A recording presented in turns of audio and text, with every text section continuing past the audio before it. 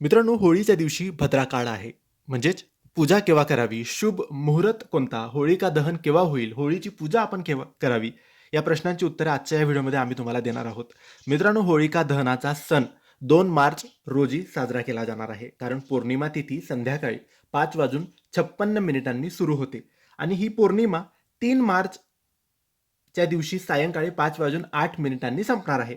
त्यामुळे 2 मार्चच्या दिवशीच होळिका दहन होणार आहे आणि 2 मार्चच्या दिवशीच होळीचे पूजन होईल. कारण 3 मार्चला 5:08 पौर्णिमा संपेल आणि त्या दिवशी चंद्रग्रहण सुद्धा आहे. म्हणून 2 मार्चची तारीख आहे होळिका दहनाची.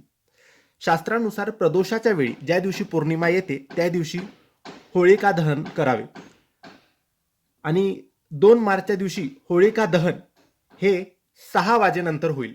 6 वाजेनंतर ते रात्री 8 वाजेपर्यंत होळिका दहन होणार आहे.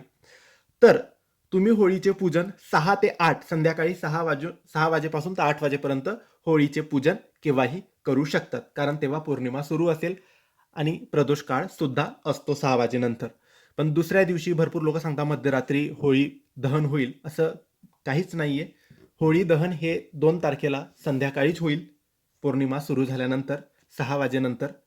दुसऱ्या दिवशी चंद्रग्रहण आहे आणि चंद्रग्रहण संध्याकाळी संपेल आणि पौर्णिमा सुद्धा त्याच वेळी संपणार आहे. म्हणून 3 तारखेला काही अर्थ नाही. उलट 3 तारखेला धुलिवंदन साजरी होणार नाहीये. धुलिवंदन 4 तारखेला साजरी होईल, कारण 3 तारखेला चंद्रग्रहण आहे.